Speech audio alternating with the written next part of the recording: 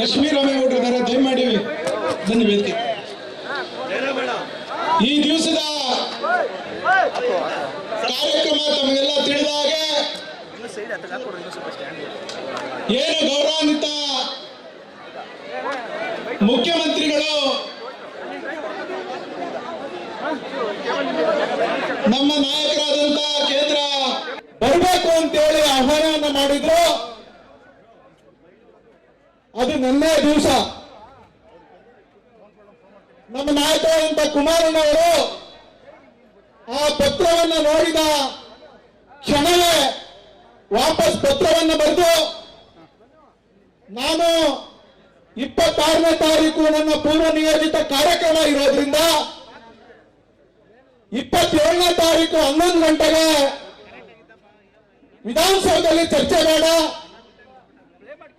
ಬಾಧಿತ ಪ್ರದೇಶ ಈ 9 ಗ್ರಾಮಗಳ ನಮ್ಮ ರೈತರ ಮುಂದೆ, ರೈತ ಹೆಣ್ಣು ಮಕ್ಕಳ ಮುಂದೆ, ಅವರ ಕುಟುಂಬದ ಮುಂದೆ ಪ್ರಾಮಾಣಿಕವಾಗಿ ಚರ್ಚೆ ಆಗಲಿ ಅಂತ ಹೇಳಿ ವಾಪಸ್ ಪತ್ರವನ್ನು ಬರೆದು ತಿಳಿಸಿದ್ರು.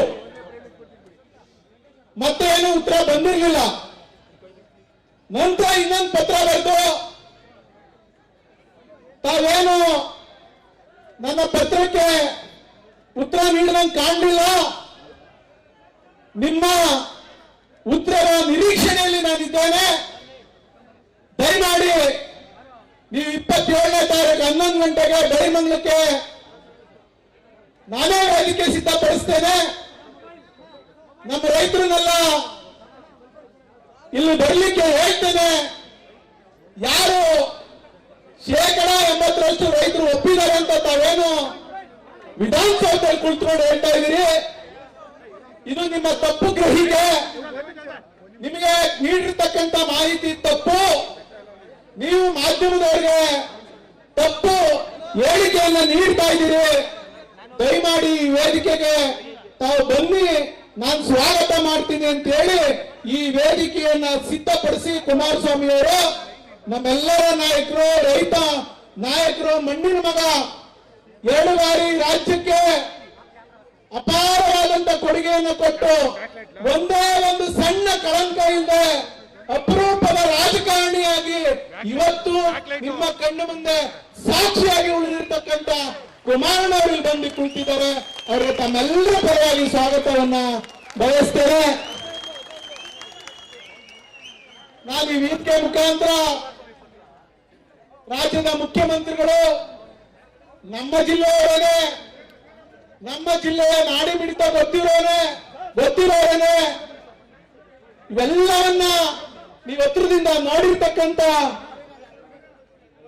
ಜನ, ಅವರು ಕೂಡ ಇಲ್ಲಿ ಬರ್ತಾರೆ. ಅವರು ಕೂಡ ಈ ವೇದಿಕೆಯಲ್ಲಿ ಬಂದು ಕುಳಿತು ಕೇವಲ 10 ನಿಮಿಷದಲ್ಲಿ ಈ ಸಮಸ್ಯೆಯನ್ನ ಇತ್ಯರ್ಥ ಮಾಡ್ತಾರೆ ಅನ್ನುವಂತ ನಂಬಿಕೆ ಮೇಲೆ ಅವರು ಕೂಡ ನಾನು ಸ್ವಾಗತವನ್ನ ಬಯಸ್ತೇನೆ. ನನಗೆ